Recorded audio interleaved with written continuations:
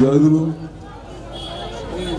যাকে কেন্দ্র করে আজকের এই আয়োজন, উৎসবের আয়োজন, যাকে কেন্দ্র করে গৃহী মানুষ সংসার জীবনে কাজকর্মের ফাঁকে আনন্দ উৎসবে মেতে ওঠে, যার কথা ভাবতে গিয়ে হৃদয় মনে প্রেমের ছোঁয়া লাগে, সেই প্রেমিক পুরুষ পরমদয়াল শ্রী শ্রী ঠাকুর অনুকূলচন্দ্রের শ্রীপাদ পদ্মে জানান অনন্ত কোটি প্রণাম। পরমারাধ্যা জগজ্জননী শ্রী বড়মার শ্রীচরণ কমলে অনন্ত কোটি প্রণাম। পরম পূজ্যপাদ শ্রী শ্রী বরদার শ্রীচরণে প্রণাম। পরম পূজ্যপাদ শ্রী শ্রীচরণে প্রণাম। আজকে মঞ্চে উপবিষ্ট এবং উপস্থিত উৎসব প্রাঙ্গণে উপস্থিত আমার একান্ত শ্রদ্ধাস্পদ ঠাকুরের কর্মীবৃন্দ, শ্রদ্ধাস্পদ দাদারা, স্নেহময়ী মায়েরা, বয়োবৃদ্ধ জ্ঞানবৃদ্ধ ভক্ত মণ্ডলী, যথাযোগ্য স্থানে আমার প্রণাম, শ্রদ্ধা, জয়গুরু, ভালোবাসা। আমরা এই শীতের সুন্দর দিনে যাকে কেন্দ্র করে এখানে মিলিত হয়েছি, সেই পরম পুরুষের কথা বলার শক্তি আমার নেই। তার জীবনকে ব্যাখ্যা করার চেষ্টাও করতে পারি। তিনি কি চান, কেমন করে চান, কি তার ইচ্ছা, ভাবতে বড় অদ্ভুত লাগে।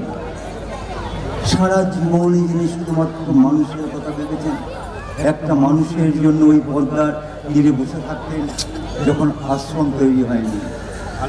খুব সারাদিন ওই কুষ্টিয়ার দিকে তাকিয়ে তাকিয়ে বসে থাকতেন কখন একটা মানুষ আসবে, আর আসলে তাকে ওই পর্দার ঘাটে জড়িয়ে ধরে আনন্দে মেতে উঠতেন। আসিছেন দাদা বলে তাকে সম্বোধন করতেন, আর সেই অচেনা অজানা মানুষকে যেন মুহূর্তের মধ্যে মনে হতো এত ভালোবাসা কোথায়। যেদিন কোনো মানুষ আসলো না, তুললে কি হয়, মার কাছে গিয়ে মন খারাপ করে বলতেন, জানিস মা আজ আর কেউ আসলো না। এই ছিল তার মানুষ ক্ষুধা, মানুষ চাহিদা। সারা জীবনে ধরে তিনি শুধু এই মানুষের কথা বলতে চেয়েছিলেন। মানুষ কেমন করে ভালো থাকবে, সুখে থাকবে, শান্তিতে থাকবে, আনন্দে থাকবে, কেমন করে এই সমাজটা সুন্দর হয়ে উঠবে, এই স্রষ্টার সৃষ্টি কেমন করে চারিদিক থেকে পল্লবিত হয়ে উঠবে, এই তার একমাত্র চিন্তা। এই চিন্তা করতে করতে কত দিন রজনী যে তার কেটেছে তার ঠিক ঠিকানা নাই। গভীর রাতে ঘুম থেকে উঠে পড়েন, ঘুম থেকে উঠে অন্য যারা আছেন তারা জিজ্ঞাসা করেন, আপনার কি শরীর খারাপ হয়েছে? না রে, শরীরটা খারাপ নয়, মনটা বড় খারাপ। কেন জানিস? ওই যে সকালবেলা মাটি কাঁদতে কাঁদতে বলছিলেন স্বামীর সঙ্গে বনিবনা হয় না, ছেলেমেয়েরা ভালোবাসে না, আর তাই জন্য তাকে বেঁচে থাকার ইচ্ছা নেই বলে হাউ হাউ করে কাঁদছিলেন। আমি তো পরম পিতা যা বলালো তাকে বললাম, সে কতটুকু বুঝলো জানি না, কতটুকু পড়বে জানি না। রাত্রিবেলায় যখন চোখ বন্ধ করে শুয়ে পড়ি, তখন ওই অসহায় মুখগুলি চোখের সামনে তাদের এই অসহায় কান্না কেমন করে দিচ্ছে, সে কথা চিন্তা করতে গিয়ে এক করতে পারি না। ঠাকুর অনুকূলচন্দ্র এমনি করেই আমার কথা চিন্তা করেন, মানুষের কথা চিন্তা করেন। তাই তো তার এত ভাবনা, এত চিন্তা, যা কিছু সৃষ্টি সবই মানুষের জন্য, মানুষ যাতে ভালো থাকতে পারে। তার দয়ার কথা, করুণার কথা, ভালোবাসার কথা বলো কি করবে। তবে সেই ভালোবাসার পথ ধরেই যারা চলতে চায়, যারা চলে, তারা এই জীবনকে পরিপূর্ণ করে দেয়। আমরা সবাই স্বপ্ন দেখি, আমরা সংসারী মানুষ স্বপ্ন দেখি, সুখী জীবনের স্বপ্ন দেখি, ভালো থাকার স্বপ্ন দেখি। কেমন করে ভালো থাকা যাবে, কেমন করে সুখী হবে আমার সব সন্তান, কেমন করে প্রতিষ্ঠিত হবে, এই স্বপ্ন আমরা ধনী দরিদ্র শিক্ষিত অল্পশিক্ষিত নির্বিশেষে সকলে মানুষ দেখে থাকি। আর সেজন্য চেষ্টাও করি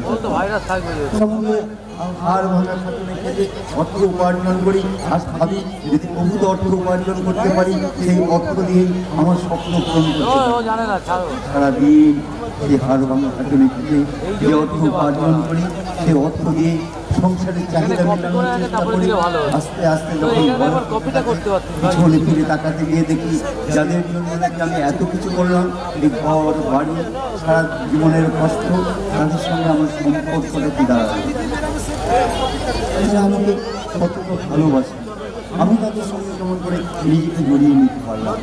এই হিসাব মেলাতে গিয়ে প্রায় সততাগ্রস্ত হয়ে পড়ি। ঠাকুর অনুকূল চন্দ্র আমাদের শেখালেন যে শুধুমাত্র অর্থ নয়, অর্থ জীবনে ভীষণভাবে দরকার, তুমি যে অর্থ উপার্জন করছো সেই অর্থ কেমন করে ব্যয় করবে, কেমন করে প্রয়োগ করবে, প্রয়োগ কায়দা যদি তোমার না জানা থাকে তাহলে অর্থ অনর্থের কারণ হতে পারে। অর্থ তোমাকে অহংকার করতে পারে, অর্থ তোমাকে মানুষের কাছ থেকে দূরে সরিয়ে দিতে পারে। সেই জন্য অর্থ কেমন করে ব্যবহার করতে, বিদ্যা, যে বিদ্যা অর্জন করার জন্য এত কঠিন কঠোর পরিশ্রম করতে হয়, সে বিদ্যা যদি ঠিকভাবে প্রয়োগ না হয় তাহলে মানুষের ক্ষতির কারণ হয়ে দাঁড়াতে পারে। ঠাকুর অনুকূল চন্দ্র বলেন, বিপাক পথে হাত ধরে যে চলার কায়দা জানিয়ে দেয় তাকেই জানিস গুরু বলে, তাকে পেলে না উপকার। তিনি আমার বিপাক পথে চলার, তিনি আমার বন্ধু, তিনি আমার পিতা, তিনি আমার মাতা, তিনি আমার সখা। আমি তাকে কেমন করে আমার জীবনের সঙ্গে জড়িয়ে নিয়েছি, তার ইচ্ছা অনিচ্ছাকে আমি কেমন করে অনুভব করতে পারি এবং তাকে খুশি করার জন্য আমি কতটা ব্যাকুল হয়ে উঠি। আর তাহলেই আমি নিয়ন্ত্রিত হই, আমি বুঝতে পারি কি করা উচিত, কেমন করা উচিত। ধর্ম সম্বন্ধে আমাদের ব্যাকুল, আমাদের সকলেরই কিছু না কিছু ধারণা আছে। আমরা কি জানতাম বলুন তো ধর্ম সম্বন্ধে আমাদের ধারণা? আমি কোনো বংশের ছেলে, ছোটবেলা থেকে শুনে আসছি আপনি বাঁচলে বাপের নাম, আগে আমি নিজে বাঁচি তারপর অন্যকে বাঁচি। আর এই কথা ভাবতে ভাবতে কানের কাছে কথা শুনতে শুনতে কখন যে স্বার্থপর হয়ে উঠেছে তার ঠিক ঠিকানা না। আমি শুধু আমার কথা চিন্তা করেছি, আমাকে ভালো থাকতে হবে, আমাকে বড় হতে হবে, আমার দোতলা বাড়িটা তিনতলা হতে হবে, আমার গাড়ি করতে হবে।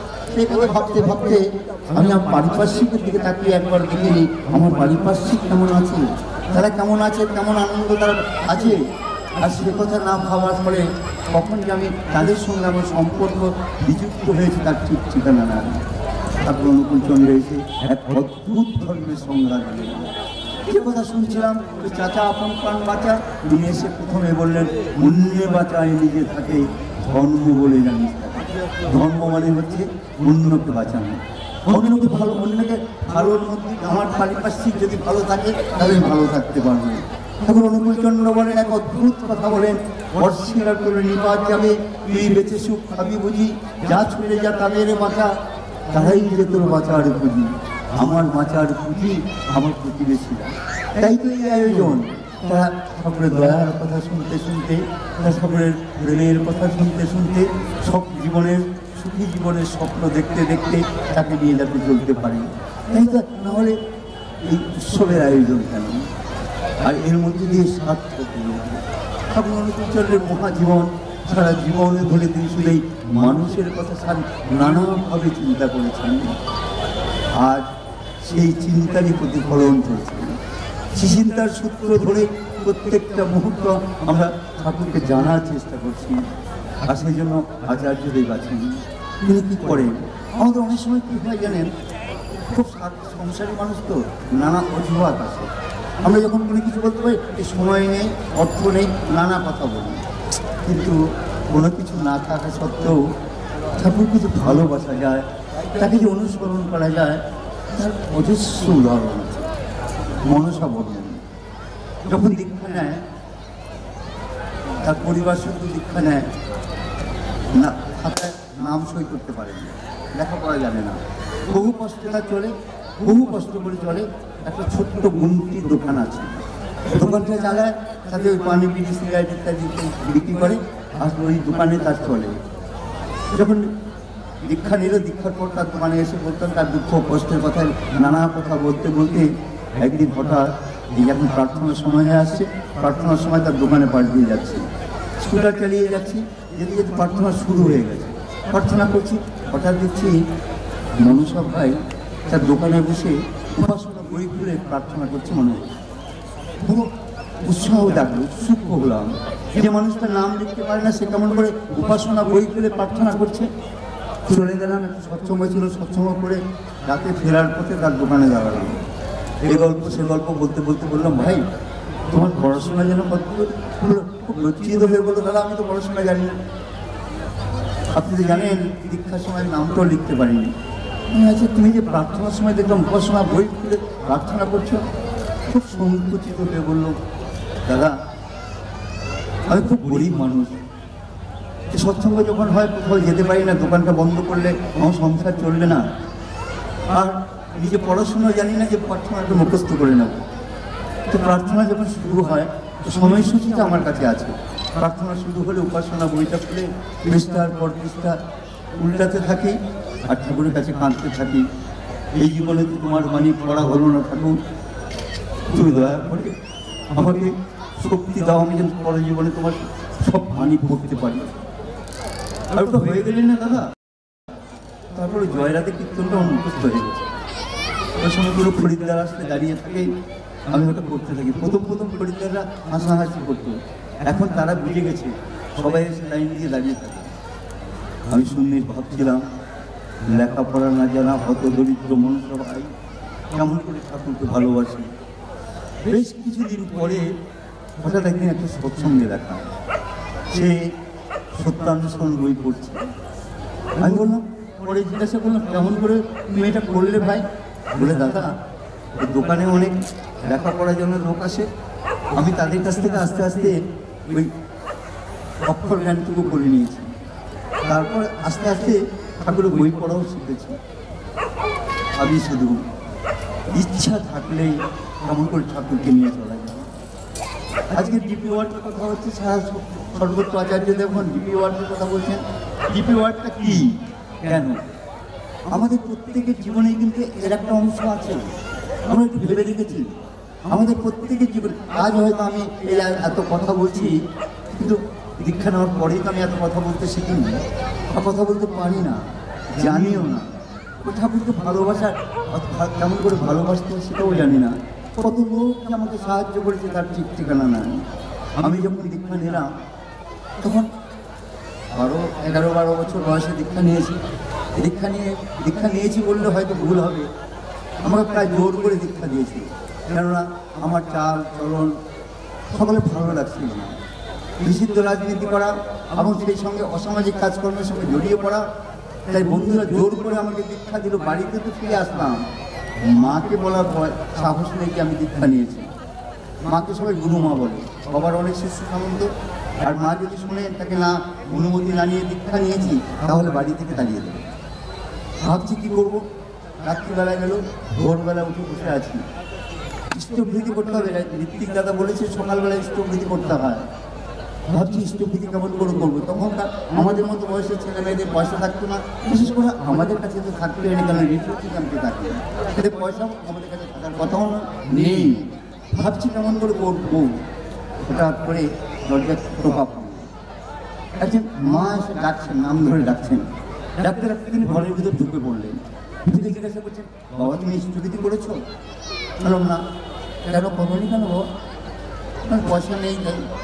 ঠিক আছে বলে তিনি তার আঁচলটা পিঠ থেকে নামিয়ে সামনে নিয়ে এসে সে আঁচল থেকে এক মুষ্টি চাল হাতের মধ্যে দিয়ে বললেন, বাবা আগে ইষ্টভৃতিটা করে নাও। আমি ইষ্টভৃতি করতে করতে ভাবছি, ওনার তো প্রায় দিনই খাওয়া জোটে না, থাকার জায়গা ঠিক নাই, ওই চাল কোথা থেকে পেলেন? উনি বললাম, বাবা তুমি চিন্তা করবে পরে, আমি ইষ্টভৃতি করে না। ইষ্টভৃতি হয়ে গেলে বললেন, তুমি এতক্ষণ চিন্তা করছিলে তো, আমি পয়সাটা কোথা থেকে পেয়েছি, চালটা কোথা থেকে পেয়েছি, তুমি ভেবো না বাবা, আজকে দুপুরে খাওয়ার আমার জোগাড় হয়ে গেছে। রাত্রিবেলা শুনলাম তুমি দীক্ষা নিয়েছো, ভাবলাম সকালবেলা তুমি ইষ্টভৃতিটা করেছো কি করোনি, আমি তাই ওই খাওয়ার চাল, দুপুরে খাওয়ার চাল থেকে এক মিষ্টি চাল তোমার জন্য নিয়ে এসেছি, পয়সা তো আমার কাছে নেই। আমি শুধু ভাবছিলাম ওই হাস্যওয়ালা মজুমদার মা, তিনি কেমন করে চিন্তা করেন, ভাবেন, যার কিছু নেই তিনিও ভাবেন অন্যকে কেমন করে ইষ্টমুখী করা যায়, অন্যকে কেমন করে ভালো রাখা যায়, এই চিন্তা। আর এই শুধু একটা কাজ নয়, হাস্যওয়ালা মজুমদার মা আপনার পৃথিবীতে দেহ নিয়ে বেঁচে নেই, কিন্তু আমাদের অনেকের মনের মধ্যে তিনি বেঁচে আছেন। দিনের পর দিন তিনি আমাদের সাহায্য করতেন, কেমন করে ইষ্টভৃতি করতে হয়, কেমন করে সৎসঙ্গ, তখন সিটিং বলা হতো, এখন সৎসঙ্গ বলি তখন সিটিং বলা হতো। সিটিংয়ে যাওয়া, তখন আহ্বানই দেওয়া হতো, বলতো বাবা কেউ তো নেই, ছেলেরা কেউ নেই, তুমি কিন্তু যাবে বাবা, তুমি না গেলে সিটিংটা আরম্ভ করতে পারবে না। তার যে আহ্বান, অদ্ভুত এক আহ্বান ছিল, সেটাকে অবজ্ঞা করার উপায় ছিল না। আজ আচার্যদেবজি ডিপি ওয়ার্কের কথা বলছেন, সেটাও কিন্তু এই আন্তরিকতা, যে আন্তরিকতা দিয়ে ঠাকুর অনুকূলচন্দ্র সারা বিশ্বের মানুষকে আকর্ষণ করেছেন, যে আন্তরিকতা দিয়ে তিনি সারা বিশ্বের মানুষকে এক জায়গায় নিয়ে এসেছেন, সেই আন্তরিকতা দিয়েই আজকের এই ডিপি ওয়ার্ক, মানুষের সঙ্গে মানুষের সম্পর্ক তৈরি করা। এই পৃথিবীতে যদি কিছু সবচেয়ে বেশি কিছু ক্ষতি হয়ে থাকে, তাহলে এই সম্পর্কের অবনতি ঘটেছে। কেউ কাউকে বিশ্বাস করি না, কেউ কাউকে ভালোবাসি না, কেউ কারোর সঙ্গে সম্পর্ক রাখতে চাই না। আর এই কথাটাই আচার্যদেব বললেন, সম্পর্ক রাখতে হবে। কারণ আমার দুঃখ কষ্ট যদি ভুলতে হয়, আমাকে যদি ভালো থাকতে হয়, তাহলে মানুষের সঙ্গে সম্পর্ক রাখা, ভালোবাসার সম্পর্ক রাখা। আর এই দ্বিতীয়বার করতে গিয়ে মানুষের সঙ্গে সম্পর্ক তৈরি হয়। দ্বিতীয়বার মানে কাউকে ভৎসনা নয়, কারো ভুলের জন্য তাকে সমালোচনা নয়, আন্তরিকতা দিয়ে, হৃদয়ের ভালোবাসা দিয়ে তাকে আমার সঙ্গে মিশিয়ে নেওয়া, ঠাকুরময় করে তোলা। আর এই চেষ্টায় যত ব্রতী হতে পারি, তত আমি ধন্য হই, কৃতার্থ হই। আর তখন মনে হয় যেন হাজারো সমস্যার মধ্যেও মনে হয় বেঁচে থাকার বড় আনন্দ আছে, বেঁচে থাকার বড় সুখ আছে, বেঁচে থাকার বড় আনন্দ আছে। আমাদের জীবনে সমস্যা নেই এমন কেউ হতে পারে। আজকে আচার্যদেব অদ্ভুতভাবে, আমরা তো আচার্যদেবকে দেওঘরে যাই, আমরা আপনারা অনেকেই যান, আচার্যদেব নানা সমস্যার কথা শুনে সমাধানও দিয়ে থাকেন। তিনি কেমন সমস্যার সমাধান দেন শুনলে আমাদের একটু অভাব হতে পারে। একটি দম্পতি গেছেন, এই কলকাতারই দম্পতি, তারা গেছেন, স্বামী স্ত্রী গেছেন, দুইজন আচার্যদেবের সামনে দাঁড়িয়ে আছেন, দাঁড়িয়ে দুজনের নামে বলছেন যে আমাদের পরিমাণা হয় না, সারা দিন রাত ঝগড়া হয়, আমাদের বাড়িতে খুব অশান্তি, ছেলেমেয়েরা ভালোবাসে না, এসব কথা বলতে বলতে আচার্যদেব হাসতে করছেন, দাদাটিকে জিজ্ঞাসা করছেন, আচ্ছা আপনি আপনার স্ত্রীর মোবাইলের পাসওয়ার্ড নাম্বার জানেন? তাহলে বলছেন না। এবার মাকে জিজ্ঞাসা করছেন, স্বামীর পাসওয়ার্ড নাম্বার জানেন? বলুন না। তার মানে আপনারা কেউ কাউকে বিশ্বাস করেন না, তাই কেউ নিজের পাসওয়ার্ডটা তেমনি আপনি আপনার স্বামীকে দিতে পারেন না, স্বামী আপনাকে দিতে পারেন না। এই বিশ্বাস যদি না থাকে, তাহলে কেমন করে ভালোবাসা আসবে? এই বিশ্বাসটুকু দরকার, ভীষণভাবে দরকার। এই বিশ্বাসটুকু পারস্পরিক কথাটুকু আমি সকলকে জাগরণ করতে যাই, সকলকে বলতে চাই। কিন্তু আমার ঘরে আমরা স্বামী স্ত্রী বসে একসঙ্গে একটু মত বিনিময় করি, ঠিক মন করে ভাবি। আমি তো আমার ছেলে মেয়ে ইষ্টবৃত্তি পাঠিয়ে দিই, প্রতি মাসে ইষ্টবৃত্তি পাঠিয়ে দিই, কিন্তু তারা কেমন করে, তারা কেমন করে ঠাকুরকে ভাবে, ঠাকুরের মেয়ে ভাবে, সেটা একবার জিজ্ঞাসা করেছি, তাদের কথা শুনেছি। আমি শুধু আমার কথা শোনাতে চাই, কিন্তু তার কথা শুনতে হবে। আমরা স্বপ্ন দেখি আমার সন্তান ভালো হবে, সে যেন ভালো স্কুল কলেজে পড়ায়, কিন্তু শুধু স্কুল কলেজে পড়ানোর মধ্যে দিয়ে কি সন্তান ভালো চরিত্রের হতে পারে, বিদ্যার অধিকারী হতে পারে? বিদ্যা অর্জন করলেই যে সে ভালো চরিত্রের অধিকারী হবে, ভালোবাসার অধিকারী হবে, এ কথা কেউ বলতে পারে না। ঠাকুর অনুকূলচন্দ্র বললেন, অদ্ভুত কথা বললেন, যদি তুমি তোমার সন্তানকে ভালো করতে চাও, তাহলে তোমরা স্বামী স্ত্রী পরস্পরকে বিশ্বাস করো, ভালোবাসো। তিনি বললেন, স্বামী স্ত্রীতে ঝগড়া করে, ছেলে পুলোয় দেখে, গোল্লাইয়েরই সদরে দাঁড়ে বাচ্চাগুলোই রাখে। আমরা এই জীবনে ভীষণভাবে দরকার একটু গল্প করা, মনের কাজের কথা নয়, প্রয়োজনে অপ্রয়োজনে কাজের কথা হবেই, কিন্তু দরকার যেটা সেটা হচ্ছে মনের কথা বলা। পরস্পর আমরা কেমন করে চিন্তা করি। আচ্ছা ভাবুন তো, আমি সারাদিন কর্মক্লান্তির পর ঘরে যখন ফিরে আসি, আমার স্ত্রী যদি একবার জিজ্ঞাসা করে, কি গো তোমার মুখটা আজকে কালো দেখছি কেন, কি হয়েছে তোমার? সারাদিনের কর্মক্লান্তি ভুলে গিয়ে আনন্দ হয় কিনা মনের মধ্যে? বা যদি আমি ফিরে এসে দেখছি স্ত্রীর মুখটা কালো হয়ে আছে, আমি যদি জিজ্ঞাসা করতে পারি, কি গো আজকে কেন মনে হচ্ছে তোমার শরীরটা ভালো নেই, দেখবেন সে কেমন করে আনন্দে ভরপুর হয়ে ওঠে। আর এই যে আনন্দ, এই যে পারস্পরিকতা, পরস্পরকে বোঝা, কেমন করে বোঝা যায়? আমি যে ভালোবাসার কথা বলি, আমরা স্বামী স্ত্রীর মধ্যে যে ভালোবাসার কথা বলি, কেমন করে বোঝা যায়? মুখ দেখে বোঝা যায় না বলা কথা কেমন করে বুঝতে পারি, আমার স্ত্রী আমার না বলা ব্যথা বুঝতে পারি কিনা, আমি আমার স্বামী আমার স্ত্রী না বলা কথা বুঝতে পারি কিনা, এই যদি বুঝতে পারি তাহলে শান্তি লাগবে। আর ঠাকুর অনুকূলচন্দ্র এই কথা, সেই জন্য তো একসঙ্গে প্রার্থনা করা কথা, সেই জন্য তো একসঙ্গে বসে ওই ইষ্টপ্রীতি করা, প্রার্থনা করা, ঠাকুরের কথা সৎসঙ্গে যাওয়া। আর এই সৎসঙ্গ উৎসব প্রাঙ্গণে এসেছি, আমরা অনেকে একা একা এসেছি, বাড়ির কেউ হয়তো আসেনি, কিন্তু আমি এখানে থাকতে থাকতে বাড়িতে একটু ফোন করেছি, যেন আজকে এই অনুষ্ঠানটা হলে এত ভালো লাগছে না, তুমি যদি আসতে তাহলে আমার আরও ভালো।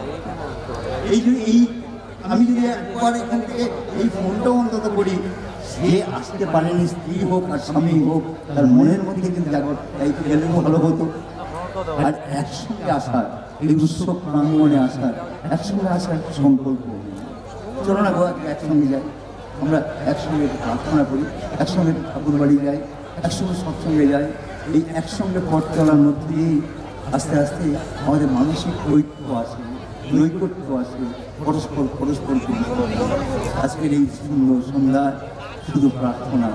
আমরা ফিরে যাওয়ার সময় যেন সঙ্গে করে নিয়ে যায় এই এসে যে কথা শুনলাম, যে গান শুনলাম, যেটা শুনে আমার আনন্দ হলো, সেই আনন্দ প্রসাদটুকু আমি আমার ঘরে নিয়ে গিয়ে সকলকে যাতে পরিবেশন করতে পারি।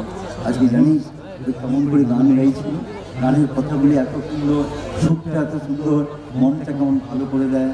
আমার স্বামী স্ত্রী বসে যেন আজকে বলছিল, এবং সেই সঙ্গে সঙ্গে সংকল্প নিয়ে যায়। আমার বাড়িতে যে বিবাদটুকু আছে, স্বামী স্ত্রীর মধ্যে যে বিবাদটুকু আছে, মনোমালিন্যটুকু আছে, আমার শ্বশুর শাশুড়ির সঙ্গে যে মনোমালিন্যটুকু আছে, বাবা মায়ের সঙ্গে যে স্বাভাবিকভাবে মতানৈক্য হয় না, সেটাকে যাতে মিটিয়ে নিতে পারি, সেই সংকল্প নিয়ে বাড়ি ফিরে যায়। তাহলে সার্থকভাবে উৎসবে আসা, তাহলে সার্থকভাবে এই ঠাকুরের কথা শোনা, তার ঠাকুরকে নিয়ে চলা, এই জীবন পরিপূর্ণ হয়ে ওঠে।